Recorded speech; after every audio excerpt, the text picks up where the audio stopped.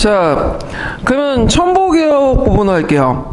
첨보개혁은 18세기 중반에 이제 맞고 마지막 개혁이라고 이제 하는데, 그 첨보개혁의 배경은 그 당시 대규모 훈적이나 기근, 그 다음에 그 전에 이제 오시오 헤이츠라는 사람이 반란을 일으켰어. 오시오는 아니는데, 이 오시오 헤이츠는 어떤 사람이냐면 막부의 하급 관리예요. 양명하게 영향을 받았던 사람인데, 근데 이제 이 당시 오쿠쇼 시대의 정치 부패나 치안문란, 훈작 등등 해가지고 반란을 일으켰는데, 물론 이 오시오 헤이하치도의 반란은 금방 진압이 돼요. 근데 이제 이게 막부에 상당히 충격을 줬는데, 왜 막부에 충격을 줬냐면 이 사람이 어떤 사람이에요? 그 막부의 관리죠. 그러니까 막부의 관리가 반란을 일으켰다는 거죠. 그만큼 지배층 내에서도 이제 붕괴가 일어났다, 이반이 일어났다는 걸 이제 볼 수 있고, 뭐 재정 적자 등등 해가지고 이 개혁을 하죠. 그래서 그 개혁을 이제 했던 사람이 누구냐면 미즈노 다다콘이라는 로주예요. 로주는 오늘날 말하면 이제 막부의 국무총리라고 보시면 돼요. 이 사람이 이제 취임하고 나서 앞에 이제 했던 그 고우개혁이나 간세개혁 이걸 모델로 해서 했는데, 방향은 뭐냐면 상업자본 억제와 자연경제 복귀야. 그러니까 막부 초기에 이제 자연경제 형태 유지한다, 농촌경제 복귀한다. 왜냐면 상포화폐 경제가 발달되면 막부나 다이모나 사무라 입장을 일단 안 좋거든. 왜냐면 연공이나 금료는 일정하잖아요. 근데 상포화폐 경제가 발달하면 쌀값이 어떻게 돼요? 떨어지죠. 그리고 물가는 올라가죠. 그러니까 이제 막대한 생활비나 이런 것들 마련할 수가 없는 거야. 그러다 보니까 이제 재정 적자가 일어나고, 그 재정 적자를 말꾸기 위해서 상인들에게 돈을 빌리고 채무가 늘어나고, 그런 이제 악순환이 벌어나니까 자연경제 복귀시키는 거예요. 농촌경제도.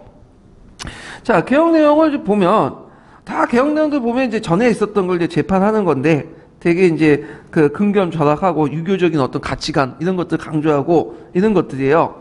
자, 그 내용들 보면 검약력, 그래갖고 이제 소비를 줄이기 위해서 사치스러운 의복을 금지시키고요. 고가의 과자나 요리를 금지시키고, 그 다음에 가복기 삼자라고 하는데, 가복기라는 것은 그 당시 이제 그 에도 시대 때 했던 영국 중의 일부예요. 그래서 이제 그 조닝 문화의 일부죠. 그래서 가복기가 그 당시 되게 유행을 했나 봐. 그래서 가복기 하는 그 영국 그 시설을 외곽으로 이전을 시켰어. 네, 이런 것들 했고요. 그래서 있고, 그 다음에 출판물을 통제했죠.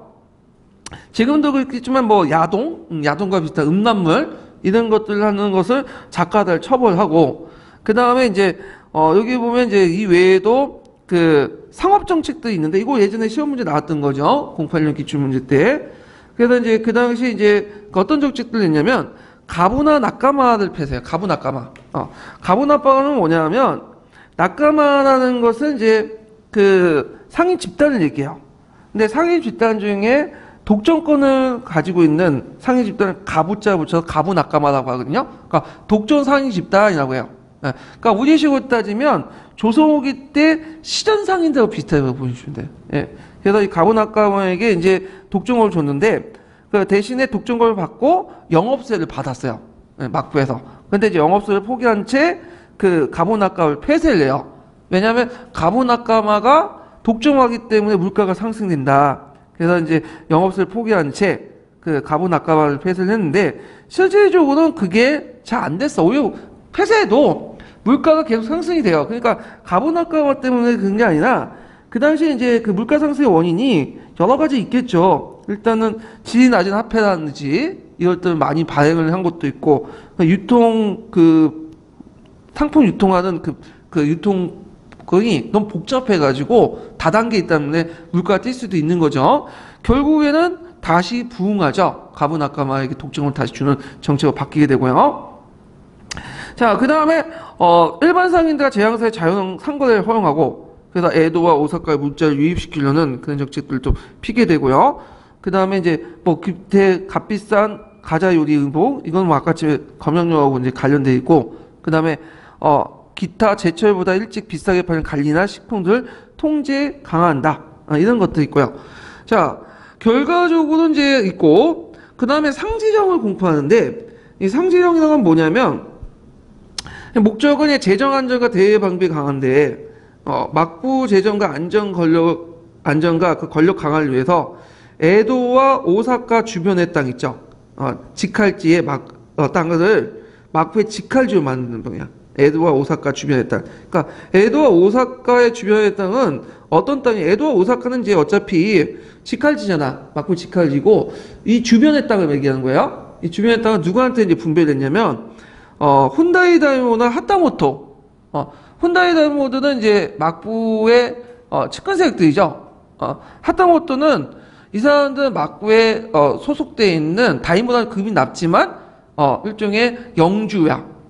그 땅들을 이제 막부가 직접 통치하겠다. 그러니까 거기에 수익을 우리가 얻겠다는 거야. 그러면 이거에 대해서 혼다이 다이모 하타모토가 반대를 해요. 오지 못하겠다. 근데 반대를 했는데 그걸 다다꾸니가 그냥 들어준 거야. 그래 하면서. 그럼 막부의 권위가 어떻게 될까요? 실추되죠. 예전에는 막부가 뭐냐면 너네 전봉에 그 영주에 바꿔 개혁 막부를 그냥 막부가 영주 뺏고 해도 그 밑에 있는 하타모토나 다이모드는 그냥 끽소 못하고 이제 갖다 바쳤거든요. 근데 이제 개기는 거야. 그러니까 그만큼 막부의 권위가 뭐야? 떨어졌다는 거죠. 예. 그래서 이것 때문에 이제 뭐냐면 다다꾸냐 실각이 원인이 돼요. 막부 내에서. 그래서 이 결과 오히려 상품 유통이 악화됐고, 그리고 아까 얘기한 것처럼 이제 상지정의 이런 것 때문에 다이모나 직속 가신들, 하타모토 같은 그 직속 가신들 반대 등으로 해서 실패했죠. 그리고 이걸 추진하는 과정에서 아까 말한 상지정을 할 때 도중에 처리를 했잖아요. 그러다 보니까 막부의 권위가 실추되면서 이제 지도력이 상실되면서 오히려 더 악화만 시켜놨다. 이렇게 이제 보시면 될 것 같아요. 자, 뭐 이런 거는 여러 가지 정책들을 했다.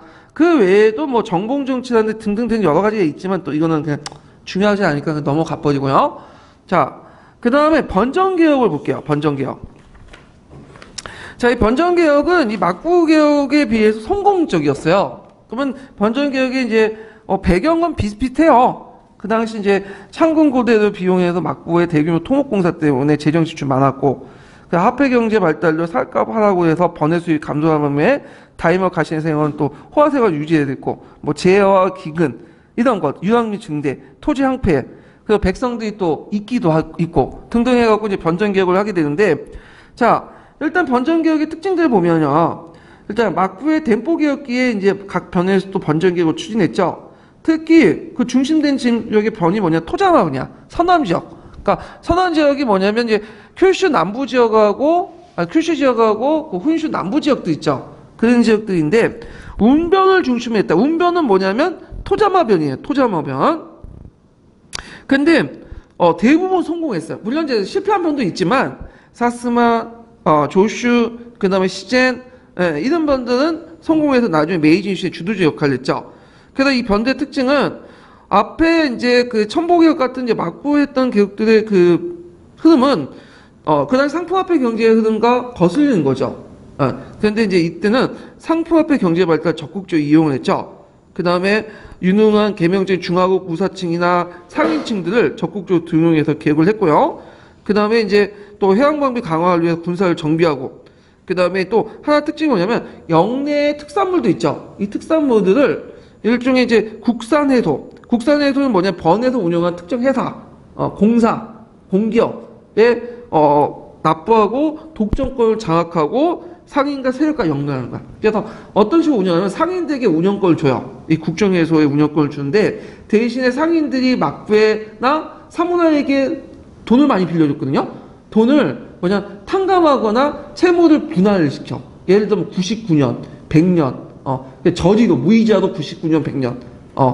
그러면 예를 들어 내가 100억을 껐어요. 그럼 100억을 껐으면 그 이자가 0%야. 이자 안 내도 돼. 그리고 또 원금도 100억인데 100년에 분할 산화하는 거예요. 되게 뭐냐면 좋은 조건이죠.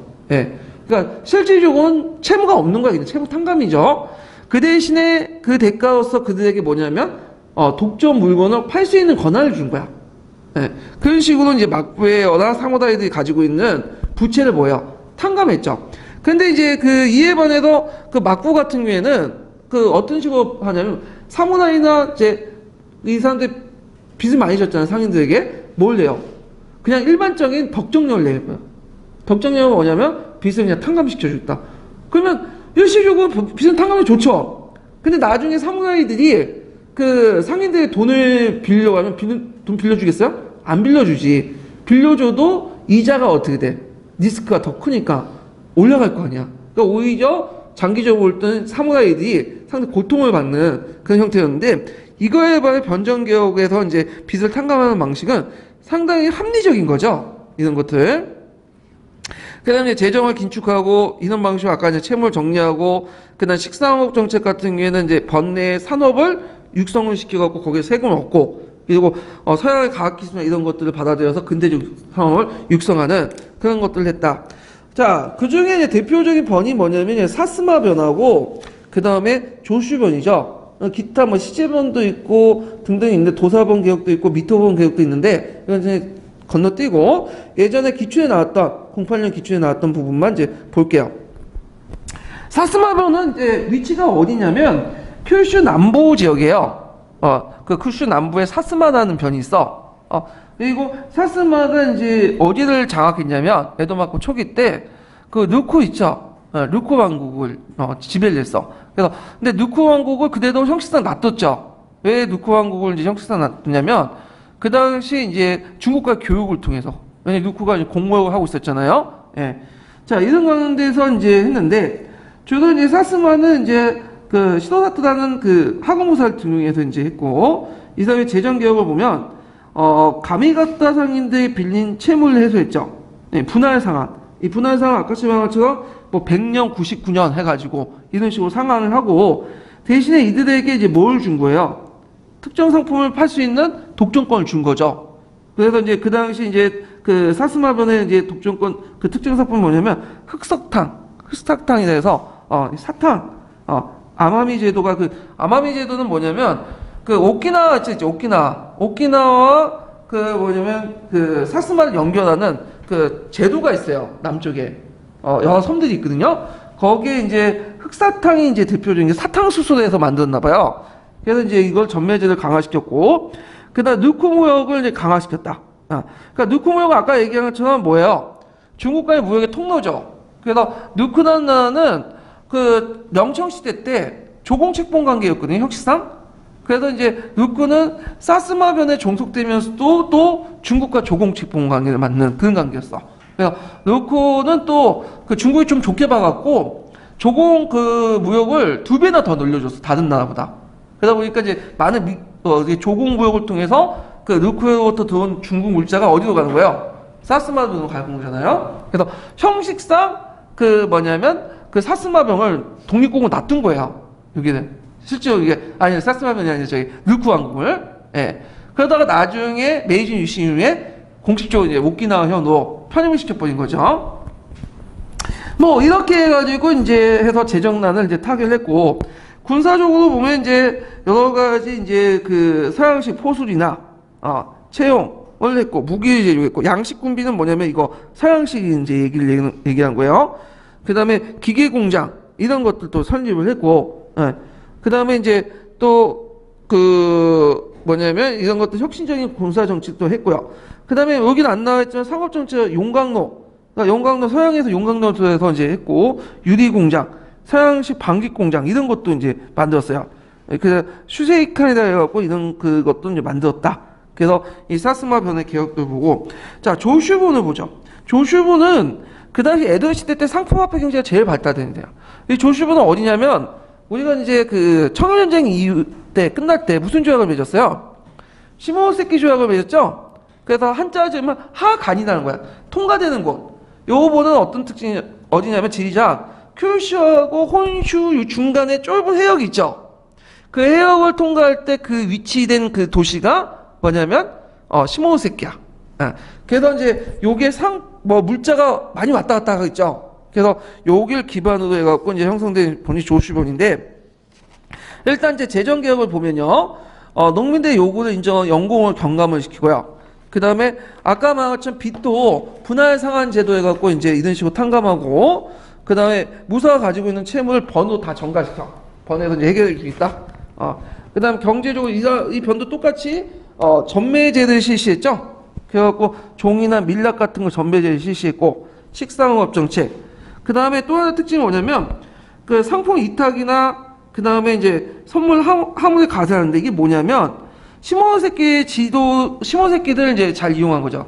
거기에 왔다 갔다 하면 중간에 기양지 역할을 한 거죠. 심어온 새끼가. 그래서 창고를 도왔고, 그 창고를 보관한 창고 비용이라든지, 그리고 배가 정박하고 이제 사람들이 쉬면 거기에 숙박업도 발달할 수 있고, 거기에 세금을 걷고, 돈도 빌려주고, 이런 식으로 해가지고, 뭐냐면 세금을 걷어서, 경제적으로 이제 부응을 했죠.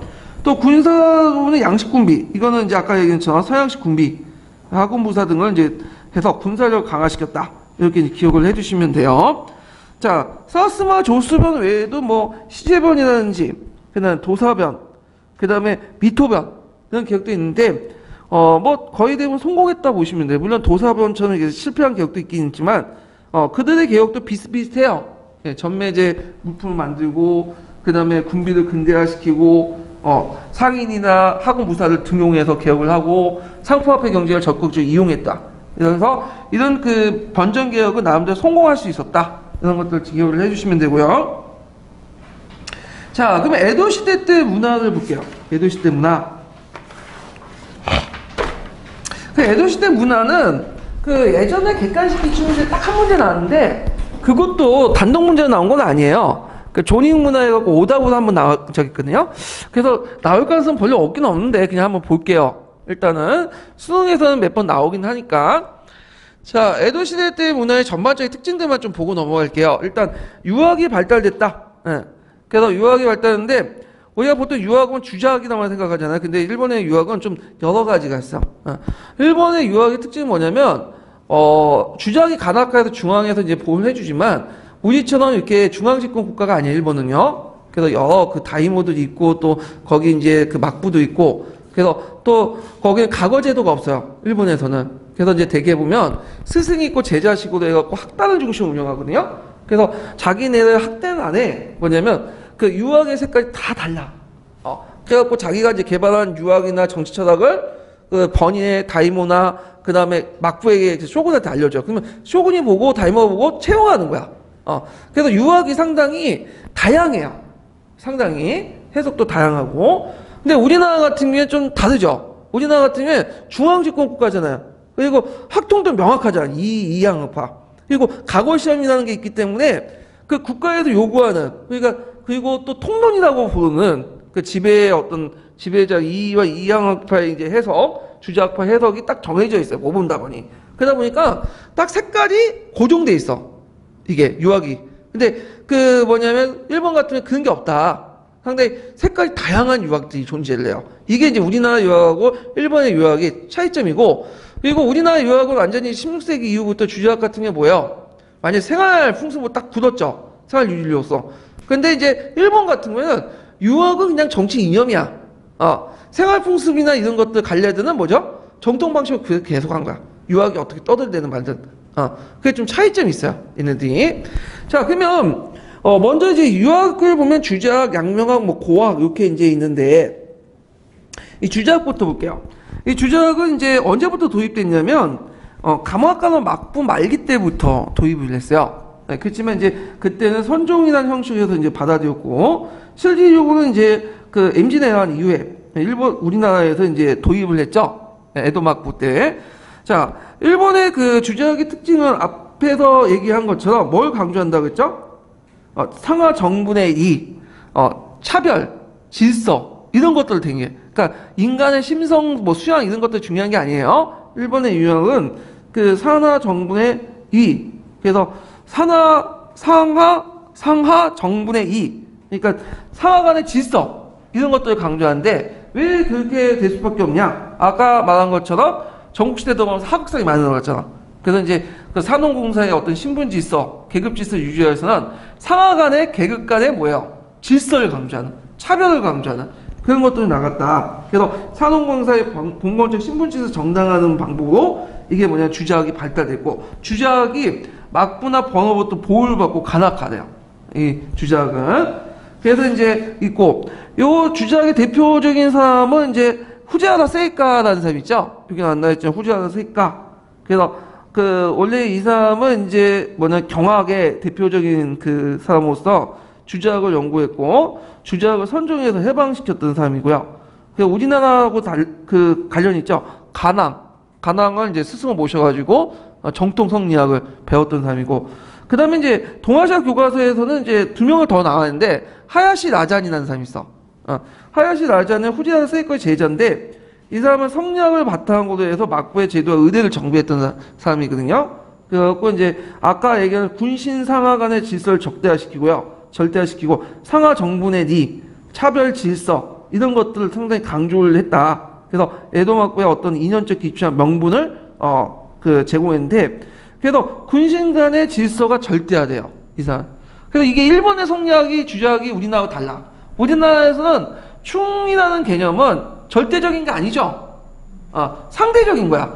상대적이기 때문에 임금을 일단은 충성의 대상이지만 임금이 임금답지 못하면 뭐야? 갇힐 수 있는 거냐? 그 대표적인 게 우리나라는 반정이죠. 그러니까 성리학적 그 가치 명분이 위인 거야. 충은 그 다음인 거고. 근데 여기는 일본은 절대적인 거야. 그러니까 부모님한테 충성 호도하는 것처럼 군주에게도 뭐야? 충성해다. 충효를 일치성을 강조하죠. 근데 우리나라와 좀 다른 거예요. 예. 자, 그 다음에 남학의 대가로서 야마자키 안사이, 이런 사람이 있는데, 이 사람은 이제 야마자키 안사이는 이제 뭘 하냐면, 이제 스에이카 신도에서 수가 신도라고 하거든요. 그래서 조낙론의 근거가 됐던 사람이고, 그래서 이제 동아시아 교과서는 하야시 라잔하고 야마자키 안사이, 이 두 사람이 되게 강조해요. 그래서 하야시 라잔 같은 경우에 상하 정부의 리도, 에도 막부의 정통성, 이념적 기초를 마련했던 사람이고, 그 다음에 야마자키 안사이는 남학의 정통 성리학자로서 스에이카 신도, 수가 신도라 해서 그 당시 이제 나중에 조낙론의 근거, 미토학의 근거로 미토학에 영향을 줬던 사람이다. 이렇게 좀 기억을 해두시면 되고, 자, 그 다음에 이제 또 하나가 양명학이죠. 양명학. 이 양명학은 앞에 이제 뭐에 반발해서 나왔냐면 이건 주자학의 반발해서 나온 거야. 그래서 지행 합의를 강조하고, 되게 이제 양명학의 특징이 뭐냐면 현실 세계를 비판하고 모순점을 개혁하는 그런 특징을 가지고 있거든요. 그래서 이 양명학은 상당히 양명학자들이 막부와 그런 현실 체제를 비판하는 사람들이 많아요. 막부에서 통제하고 경제하는 그런 사람들이 많은데, 대표적으로 이제 양명학의 학자들 보면 나가의 도주, 이런 사람도 있고, 그 다음에 이제 고마자 반잔, 그래서 이제 유이 쇼세이치 반란에 큰 영향을 미쳤다고 이제 아는 사람이 있고요. 그 다음에 오시오 헤이아츠라는 사람 있죠? 이 사람도 양명학자예요. 그래서 양명학자는 반체제적 경향이 있어요. 그래서 막부가 좀 경계를 해요. 이 양명학자들은. 그 다음에 또 하나가 뭐냐면 고학이에요. 고학. 이 고학은 뭐냐면 고자는 이제 원시 유학을 복귀하는 거야. 주자학이나 양명학은 신유학이죠. 신유학, 새롭게 형성된 유학이야. 그러니까 원시 유학을 재해석해갖고 나타난 건 아니에요. 그래서 이거는 원래 공자 맹자 뜻하고 다르다. 그래서 예전에 원시 유학, 육경을 연구하면서 사설 다시 재해석하면서 뭐냐면 원래 공자와 맹자의 항구를 도와가자. 춘추 전국시대 때. 이 사람이 고학이에요. 그래서 이제 주자석의 의의를 제기하면서 원시 유학을 통해 사설 재해석하고 고대 유학을 복귀시키는데, 이 사람들은 이제 춘추 전국시대 때 그 상황을 정확히 파악을 해갖고 맹자 공자 사상을 해석을 하거든요. 그러니까 사회과학적 인식이 좀 있어. 이 사람들. 이게 춘추 전국시대의 어떤 사회경제적인 어떤 맥락을 분석을 해서 하기 때문에, 그래서 학문의 객관성과 실용성을 강조하고요. 그리고 그 당시 이제 사회 문제를 이제 관심이 있어. 이 사람은. 그러니까 이 사람들은 사상사를 연구하는 게 아니라 춘추 전국시대의 정치사회사를 연구하는 거거든요. 그러니까 그것을 연구하다 보면 현실 문제에 대해서 관심을 가질 수밖에 없죠. 그래서 정치사회 강조에 관심이 있고, 인간성 존중, 이런 사람들이 이제 특징이 있다. 그래갖고 이제 대표적인 사람은 이제 여러 파들이 있어요. 이토 진사이, 오구 쇼라이, 야마가 소고 등인데, 여기에서 좀 눈여겨볼 사람이 누구냐, 고학에서 오구 쇼라이라는 사람이 있어. 오구 쇼라이. 이 오구 쇼라이는 상당히 이제 유명한 고학자인데, 이 사람은 도덕적 수용보다 성인이 만든 사회의 제도 문제에 관심이 있어요. 그리고 이 오구 쇼라이는 누구한테 또 뭐냐면 알려졌냐면 정양이라는 사람이 있어요. 정양이 이제 노노 고금조에 이제 소개를 했거든요. 그래서 그 이 오규수와의 그 뭐냐면 말들을 많이 인용을 했어. 그래서 상당히 유명한 사람이다. 그래서 오규쇼다리 정도만 기억을 해두시면 돼요. 그리고 고학하고 또 헷갈린 게 뭐냐면 국학이라는 게 있어요. 얘들 좀 헷갈리더라고. 고학하고 국학은 다르죠. 고학은 원시 유학을 연구하는 거고 유학의 한 일종이에요. 네. 근데 고학은 다른 거예요. 고학은 뭐냐면 국학은 뭐냐면 그 종전에 그 유교나 불교라는 건 외래부터 건너온 거지. 우리나라 일본 고유의 학문은 아니야. 그러니까 일본의 고유한 정신을 연구하자. 일본의 학문을 연구하는 게 국학이야. 그래서 일본 고유의 학문들을 연구하다 보니까 어디까지 거슬러는 거야? 야마토. 그래서 뭐 일본서기, 고사기, 마녀집 이런 것도 연구하는 것이 뭐냐면 국학이에요. 그러니까 고하고 국학은 달라요. 예. 그래서 이제 개념 파악을 좀 해주시고 그 다음에 이제 정치사상 학문 발달을 보면요. 자 일단 뭐 정치사상은 조낙농 아까 이제 미토학이 형성됐다고 했죠. 그래서 이제 이 미토학은 이제 그 시조가 아까 치면 야마자키 안사이부터 이제 시작해갖고 이제 한 건데.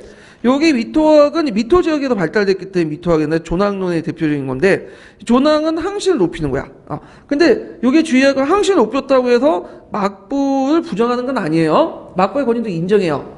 항실이 있는데 항실이 누구한테 정치를 위임했다는 거죠? 막부가 쇼군한테 위임했다 이런 식으로 이제 얘기를 하는 거죠. 근데 이제 이게 나중에 막부 말기 때 상황에 들으면 원래 종안과 양은 다른 사상이거든요. 예. 근데 나중에 이제 설명하겠지만 막부 말기 때 들어가면 종황과 양이 사상이 뭐야? 결합이 돼. 그래서 종황 양이파 이런 사상이 이제 결합이 돼갖고 연결된다. 이렇게 좀 기억을 해두시면 되고요. 그 다음에 이제 국학을 볼게요. 아까 이제 국학은 잠깐 설명했는데 국학은 뭐 하는 학문이냐면 그 예전에 유교와 불교 뭐 성리학 이런 것들이 다 중국에 건너온 거죠. 그러니까 이제 일본 고유 학문이 아니다. 일본 고유한 학문을 연구하자. 그래서 막부가 그 당시 혼란한 건데 이 국학을 통해서 좀 그 민족 정신을 새로 바로 잡자. 이런 것들이 국학이에요. 그래서 이제 주로 일본 고유한 것을 연구하는 과정에 신토 사상과 일본사들 이제 연구를 하기 시작하고요. 주로 일본서기, 만엽집, 고사기 뭐 이런 것들 연구해요. 예. 자, 특징은 외래 세상의 영향을 받기 이전에 고대인들, 일본 고대 사상을 연구하는 것을 이제 도와가고 되게 평합한 국수주의 성격을 갖고 있다. 그리고 고대 일본의 모습을 있는 그대로 본 거야. 이때 있는 그대로는 뭐냐면 그냥 믿는 거야. 그 일본서기나 고사기의 그 신화적 요소들을 다 믿어 얘네들은. 비판적 분석해서 받아들이는 게 아니라 이걸 그냥 믿는 거야 그냥. 예. 그런 문제점이 있죠. 그러다 보니까 그 과정에서 청황제 이런 것들 일본서기 뭐 이런 데 다 청황제 강조하잖아. 예. 그래서 이제 대표적인 사람들이 되게 많아요. 이 사람도 이제 일본 국학도 이제 파벌도 되게 많거든요. 그래서 뭐 가타나 아침바마로 가모노 마푸치 등등 있는데 이런 사람 다 기억할 필요 없어. 누구만 기억하냐면 노리나가만 기억하면 돼요. 이 사람이 이제 국학의 대성가, 모토 노리나가가 되게 유명한 사람이거든요. 자, 이 사람은 국학을 대승을 했던 사람이고 고대 정신을 체계화시킨 사람인데 이 사람은 원래 소아과 의사예요. 소아과 의사다가 이제 그 관심을 가지고 중국의 어떤 일본 고유의 사상에 관심을 가지면서 했는데 이 사람은 이제 주로 뭘 연구했냐면 그 겐지 모노가타리가 있어. 일본의 그 유명한 고대 소설이 있어요. 그거에 보이는 모모노 아라는 게 있어요. 이 모모노 아라가 일본의 정신이다. 그래갖고 이걸 바탕으로 해서 이제 연구를 하기 시작해. 그리고 그래서 중국의 사상을 버리고 야마토 정신으로 돌아가자. 그러면서 이걸 바탕으로 해서 이제 또 하고 고전 연구를 연구하죠. 뭐 그래서 고사기 정 같은 거에 고사기의 주석을 갖다 붙이고 등등. 그래서 야마토 정권으로 돌아가자. 일본의 본래의 정신이 야마토 정권으로 돌아가자. 하원을 강조하죠. 하원이라는 말은 어디에서 들어봤죠? 하원 양제 이 말 들어봤죠? 네. 그래서 일본의 근본적 야마토 정신을 지키고 뭐죠? 서양의 것을 받아들이자. 어디든 여기 다 나온 거야. 노리나가에서. 그래서 이 노리나가는 이런 것들을 되게 강조했다. 국학을 대승했다. 이렇게 좀 기억을 해두시고. 자, 그 다음에 이제 이 국학은 후에 이제 종황 양이돈에 영향을 줬고요.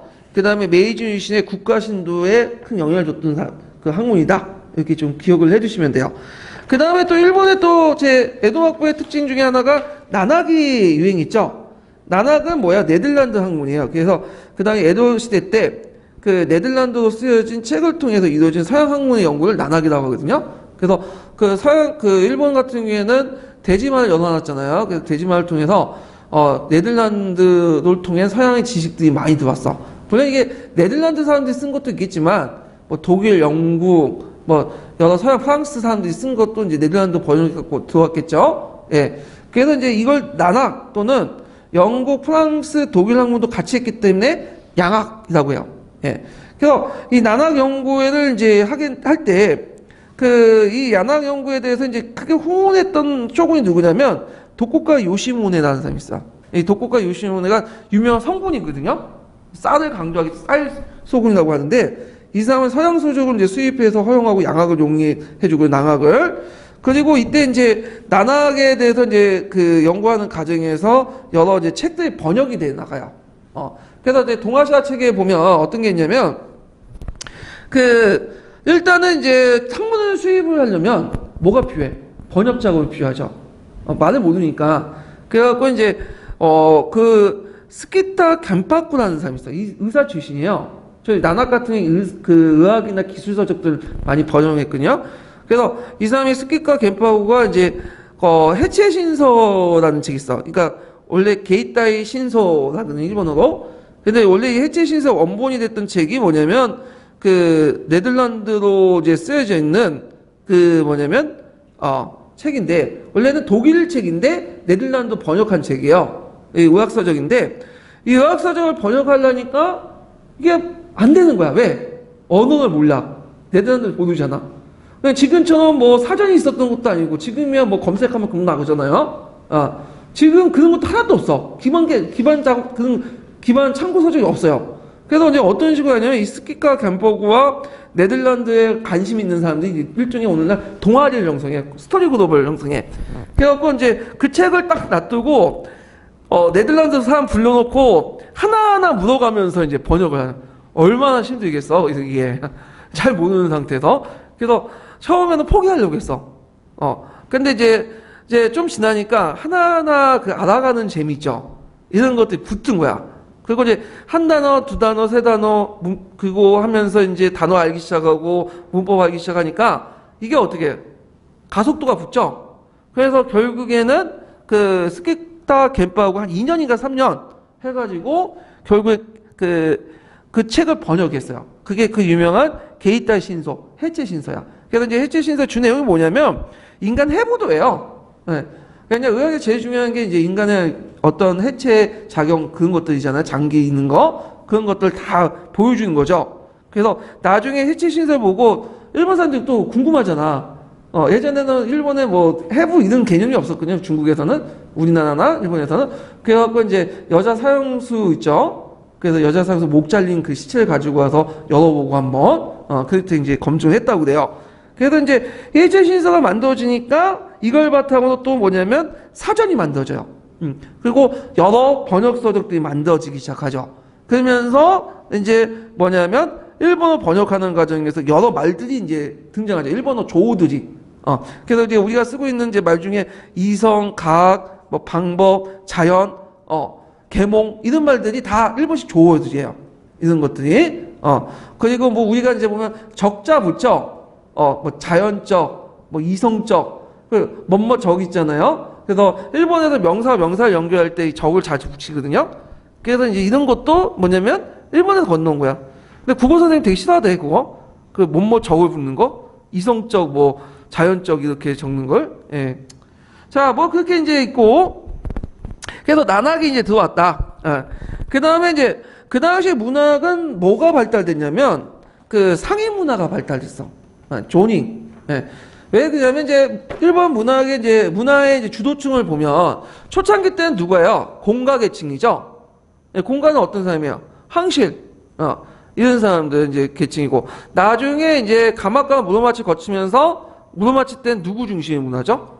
무사들 문화 중심이죠. 그리고 나중에 이제 에도 시대 때는 상인들이 문화를 이끌어요. 왜? 에도 시대 때는 상품화폐 경제가 발달됐잖아. 그러니까 문화의 주도는 돈 있는 사람들이 하는 거야. 그래서 존익 문화가 발달됐다. 그래서 이제 이 존익 문화는 이제 그 통속적이고 서민적이고 남녀 예정의 주요 소재를 다뤘고요. 그 다음에 이제 여기 보면 그 하이카이, 뭐 가복기 이런 것들이 있었다. 특히 가복기가 유명하죠. 서민 연극으로도 유명하고 종합예술이고 오늘날마다 뮤지컬 비슷한데 그 가복기 같은 경우에는 성인 남자들만 출연했다고 그래요. 그거 아시죠? 성인 남자들만 출연하고 여자는 출연하지 못하고 중국의 건국하고 비슷한 것 같아. 건국도 이제 여자도 원래 출연 못하잖아. 하지 못하잖아요. 자, 그 다음에 미술로서 뭐냐면 이제 우키요에가 있어요. 우키요에. 우키요에는 목파나인데 해화보다 파나로 해가지고 지금 해화는 이제 그 그리는데 한계가 있잖아요. 소수 보여주는 거고 파나는 뭐죠? 찍어내는 거죠. 그러니까 대중적인 양식이죠. 그래서 그 당시 이제 우키요의 파나가 국소의 발달로 서민들에게 널리 예우는데 우키요에 그리는 대상들이 뭐 다양해요. 그 가복기의 배우도 있고 아름다운 여인도 있고 생활 풍습도 찍어내고 등등 있는데 이게 나중에 이제 서양에 덜 보급돼. 그래서 이제 인상파에 영향을 줬다고 하거든요. 왜 영향을 줬냐면 그 우키요에가 이제 처음에는 그린 그 파나 그림이 그렇게 별로 돈이 안 들잖아. 이거는 값싼 그냥 팜플렛 정도밖에 안 되잖아. 그러니까 이제 일본이 이제 16세기 이후에 예전에 말했죠. 아리따 도자기 같이 도자기 시장을 휩쓴다고 했죠. 그래서 도자기를 이제 유럽에 수출할 때 그 뭐냐면 이 도자기를 보호하기 위해서 거기 종이를 이렇게 포장해 사용했나 봐. 근데 종이는 주로 이면지겠지. 그래서 이제 그때 우키요의 그 이면지, 그려있는 이면지를 쓰는데 서양 사람들은 도자기보다는 어디에 관심이 가는 거야? 그 포장지에 관심이 있는 거야. 포장지 보면 괜찮거든. 그래서 이제 이걸 보고 그 당시 그 뭐냐면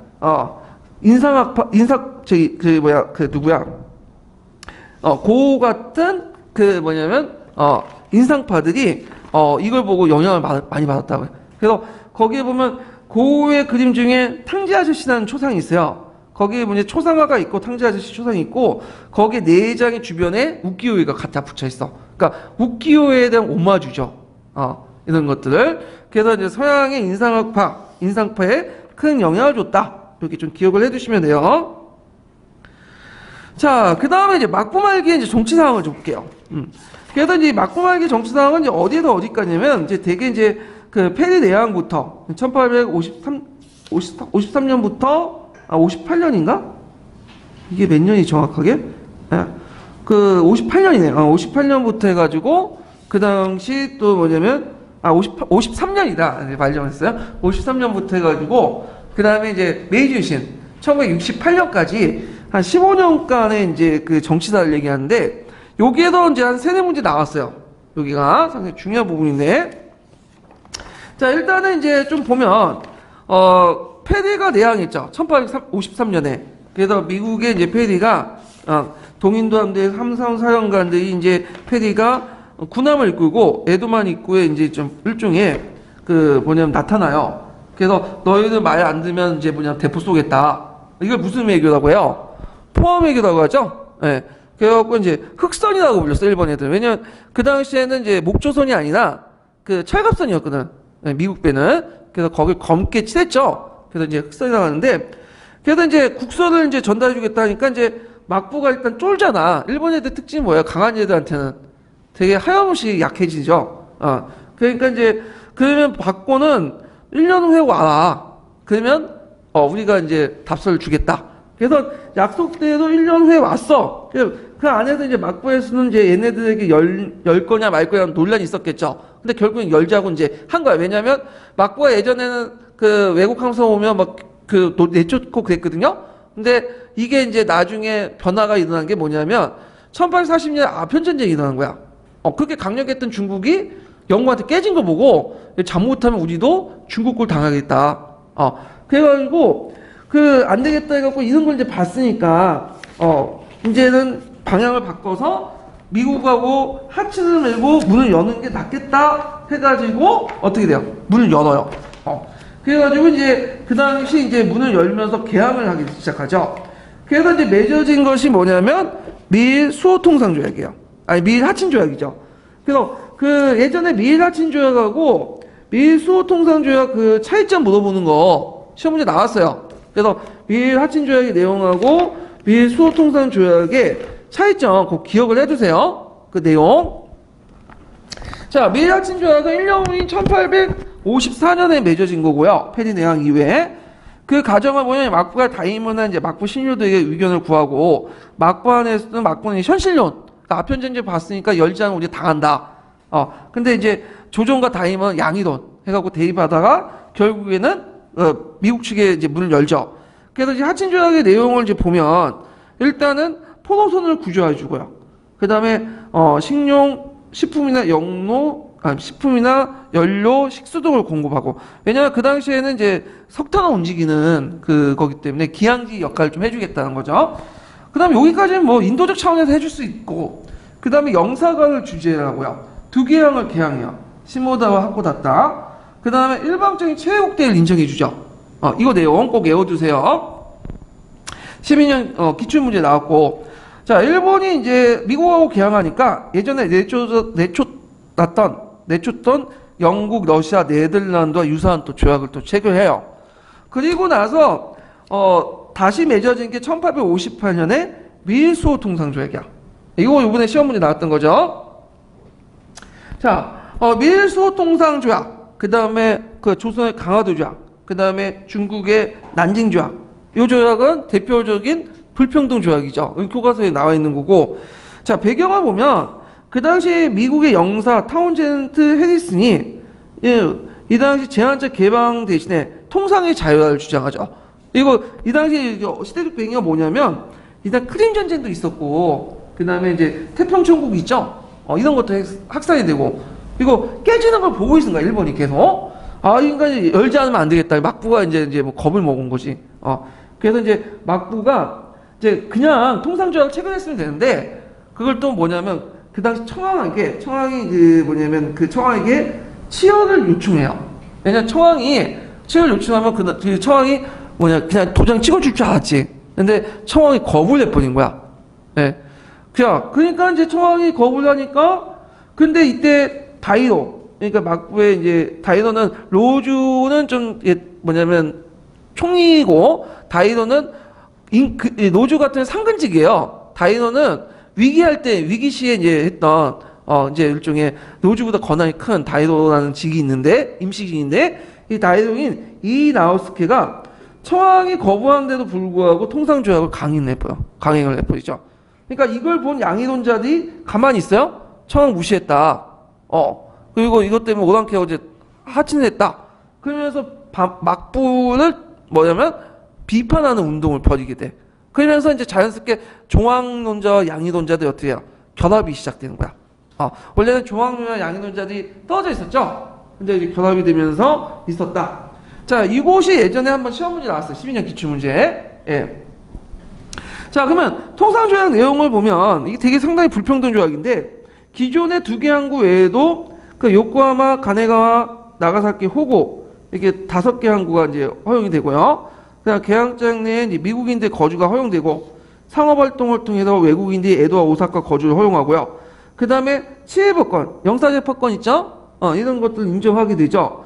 그 다음 간세자주권이 상실돼. 그러니까 협정간세요. 협정간세는 뭐냐면 간세를 자주적으로 이렇게 부과하는 게 아니라 할 때 미국하고 협정을 해서 하는 거야. 되게 5% 정도? 그러니까 간세를 통해서 자국시장 보호할 수 있는 카드를 상실한 거지. 그래서 이런 치해법권, 간세자주권 등등을 많이 이제 불평등 조약을 이제 집어넣었잖아요. 그 외에도 이제 그 뒤에 안세의 5개국 협약에 대해서 똑같이 다른 나라하고도 그런 협정을 맺어요.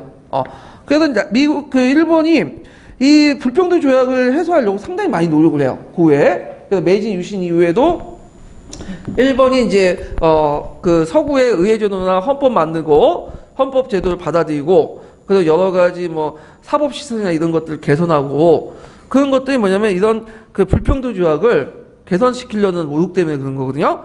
그래서 결국에는 이게 있다가 나중에 미일 통상 항해 조약 1911년 때 결국에 이 불평등 조약이 없어지게 되죠.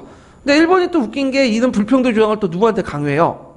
우리한테 강요한 거죠. 그래서 서양에서 보고 배운 것들, 자기들이 당한 걸 또 일본이 우리나라한테 강요하는 그런 이제 모습을 보이고 있는데, 그래서 일본이 우리나라를 이제 침략하는 과정에서 항상 염두에 둘 것은, 일본이 항상 누구 눈치를 볼 수밖에 없냐면 서양 제국주의 열강의 눈치를 볼 수 없어. 얘네들도. 왜냐면 괜히 우리가 서양 제국주의 열강대에 눈치 없이 그냥 먹어버리면, 조선을 먹어버리면 자기들이 가지고 있는 불평등 조약 이런 것들을 개선할 수 없으니까 항상 눈치를 봐요, 얘네들이. 자, 뭐 이렇게 있고, 그래서 이제 통상조약 내용 꼭 외워두세요. 이거. 그 다음에 또 하나가 이제 안세이 그 다이코쿠가 있는데, 안세이노 다이코쿠. 자, 그 안세이노 다이코쿠는 이제 왜 그 있냐면, 자, 이게 이제 그 배경을 이제 보면요. 자, 그 당시 미에소 통상 체결 과정에서 청왕의 치료를 받지 않고 청왕의 반대에도 불구하고 막부가 청왕을 무시하고 단독 조약을 체결했잖아요. 그러면서 이제 종황론자와 양인론자들이 어떻게 돼요? 결합됐다고 했죠. 그래서 반막부 세력들이 이제 형성이 되기 시작해요. 그래갖고 이제 그 당시 이제 그 이나우스케가 이제 실권자였거든요. 근데 그 이나우스케가 그 당시 이제 그 안세이 대옥이다 해갖고 그 반막부 세력, 종황 양이론자들 어떻게 해요? 다 죽여버리죠. 그래서 그때 이제 죽인 사람 중에 대표적인 사람이 요시다 쇼인이라는 사람이 있어요. 그 유명한 사람이야. 그 종황 양이론자면서 이게 되게 유명한 사상가인데, 이 요시다 쇼인은 그냥 목을 잘라 죽여. 처참하게. 그리고 그 요시다 쇼인은 이제 그 처참한 시체를 본 사람이 누구냐면, 후대 이제 개혁가 중에, 이토 시도곤이 있죠.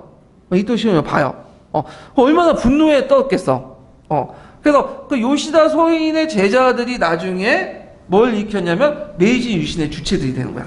이 사람들이. 그리고 그냥 자기 스승이 죽였으니까 이거 가만 놔둬도 안 되죠. 그래서 그 당시 이제 이 나우스케를 암살해버리죠. 이 사람을.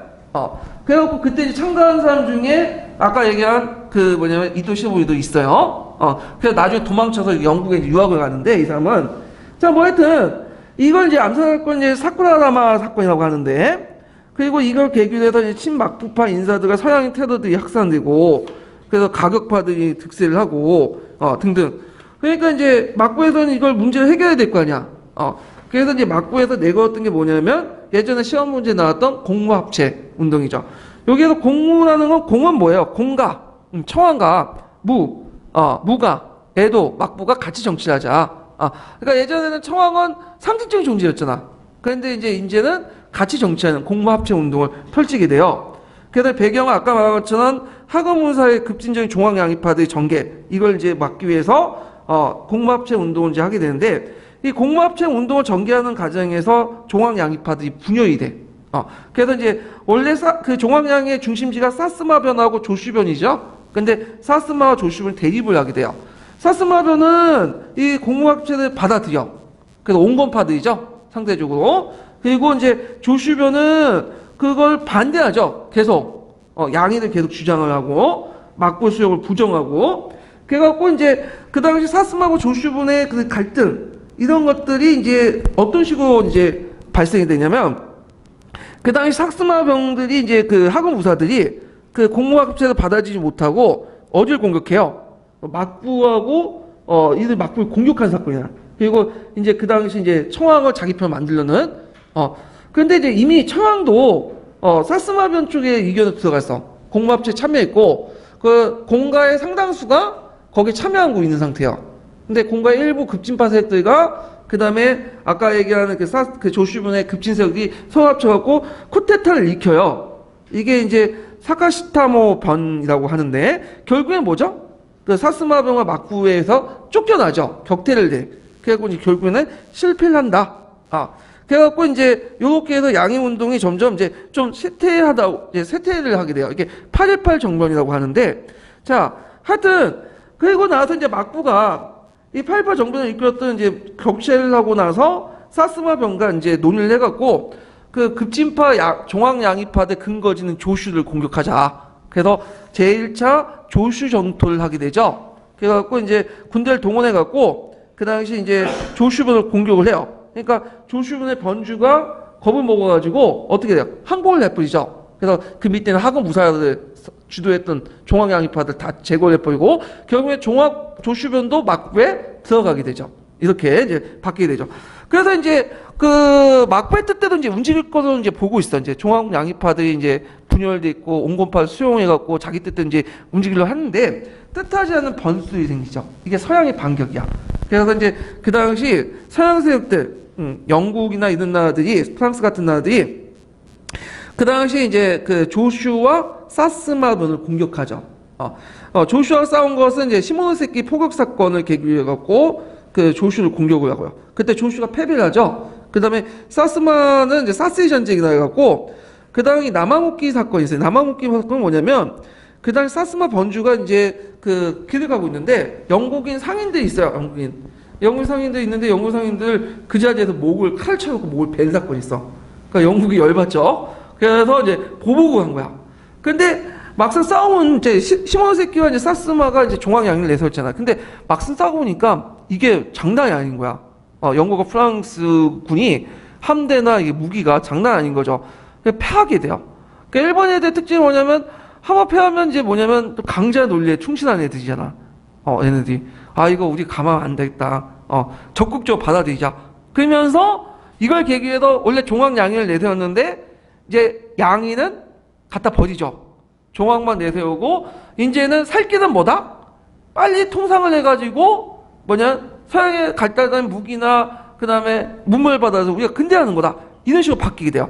그래서 이 사건 이후 그 안에서 다시 온건파들이 주도권을 찾았는데 사스마나 조슈분이나 다시 바꾸죠. 사스마나 조슈분도 누가 다시 차지하는 거야? 다시 급진파, 종황, 양이파. 지금은 이제 양이라고 하는 게 아니라 이제 종황파. 이 사람들이 이제 탐학 운동을 펼치게 되는 거죠. 그러면서 정세가 다시 바뀌어져. 이해되시겠죠? 자, 그래서 이제 그 결과 예전에 시험 문제 나왔는데 종황 양이파든 양인원을 포기하고 이제는 종황만 남고 이제 막부 타도를 내세우게 되죠. 그리고 이제 개국 노선을 취하고 영국도 이제 괜찮거든. 그러니까 이제 막부보다는 운변연합, 토자마 연합을 새로운 정권을 만들어서 개항을 하자. 이런 식의 이제 얘기도 하고. 그러면서 아까 이제 사스마변이나 조슈변은 하급무사들 다 실권을 장악해요. 그러면서 이제 강경파들이 다시 장악을 하죠. 예. 그래서 탐하고 전환했다. 요 기억을 해두시고요.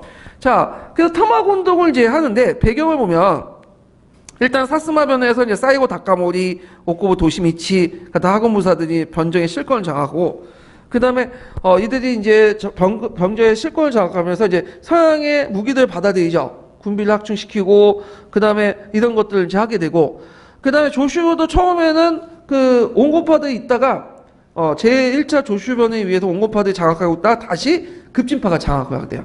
그래서 다카스키 신사쿠라는 사람이 이제 하급무사 기병대를 조직하는데 요때 기병대라는 건 말 타고 노는 게 아니라 얘네들 기병대는 뭐냐면 종전의 사무라이 부대로 구성된 부대가 아니야.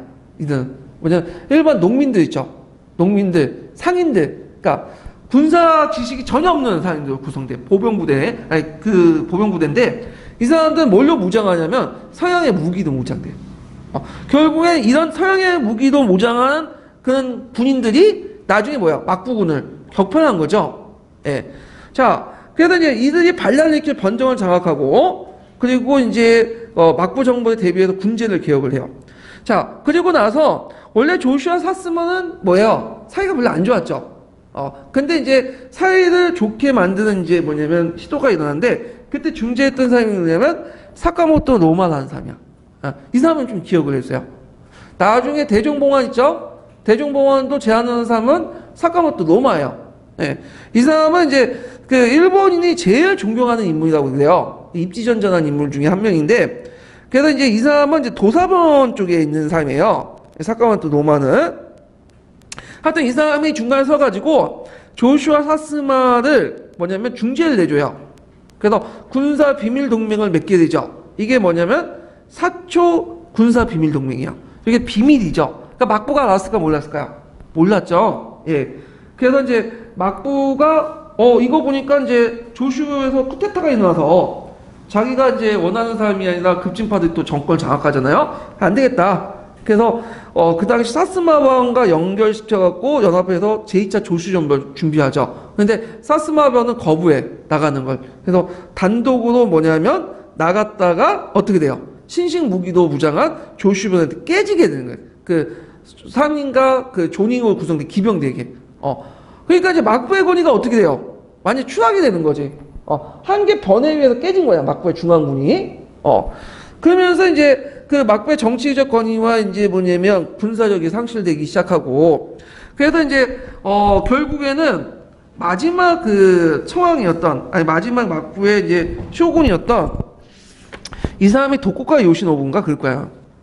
그 사람이 이제 사카모토 노우마의 권위를 받고 뭘 하냐, 대정봉환을 하죠. 이 대정봉환은 뭐냐면 그 막부가 갖고 있는 정치 권한을 누구한테 준다는 거예요? 청한테 돌려주겠다. 이걸 건의했던 사람이 누구냐면 사카모토 노마예요. 이 사람 좀 기억을 해두세요. 그래서 사카모토 노마가 건의할 때 막부가 그걸 받아들인 게 뭐냐면 이제 이미 막부는 정치 군사적으로 뭐예요? 이제 장악력을 상실했어. 그래서 이제 어떤 생각을 했냐면 이제 이렇게 가면서 그 공의정체론이라는 게 등장해요. 공의정체는 뭐냐면 막부와 그다음에 토자마 번드가 연합을 해서 정치를 하자. 같이 논의해서 집단 지도체제를 만들어서. 그래서 권력은 형식적으로 누구한테 줘요? 그 당시 고메이 처왕이 줬고 이제 메이지 처왕이거든요. 메이지 처왕인데 메이지 처왕은 어차피 어린 낭제야. 처왕이니까 얘한테 넘겨주고 형식적으로는 실질적으로 뭐죠? 막부를 중심으로 한 그 토자마 번드 연합을 해갖고 공의정치론을 이렇게 해서 하자. 그러니까 우리 식으로 따지면 이 공의정치론이 좀 발전된 것이 이제 후에 메이지 유신 이후에 발전된 것이 뭐냐면 그 같이 정치하자는 것이 그 자유민권 운동과 또 연결돼 있거든요. 뭐 이렇게 이제 연결되는데, 자 일단은 뭐 처왕이 수용을 했어요.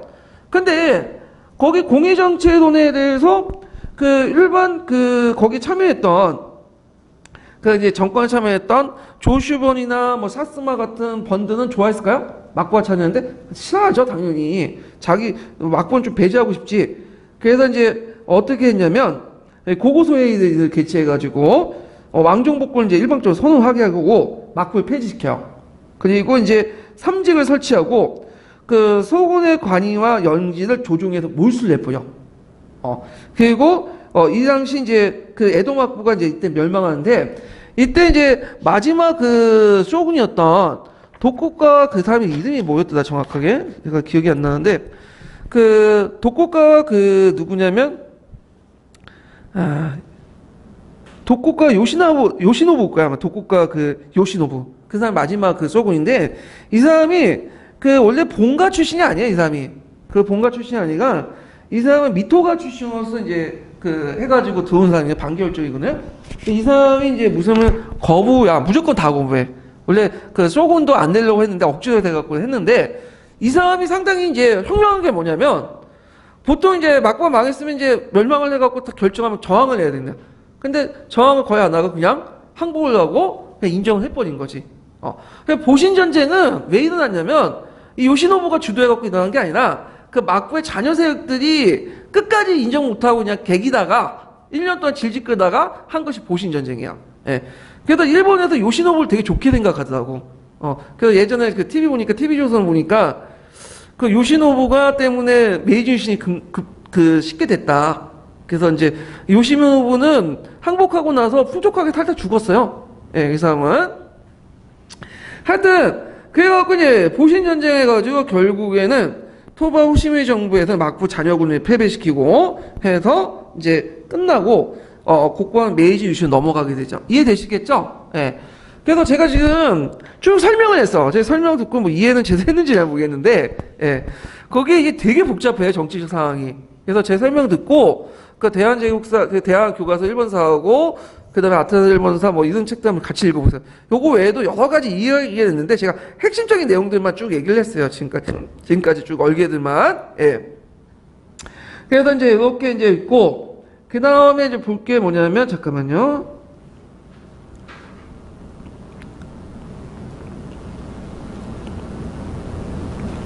그 다음에 메이지 유신인데, 메이지 유신부터 쉽게 이해해야 될 거예요. 많이 들었던 소재들이니까. 잠깐만요. 여기 저장을 하고.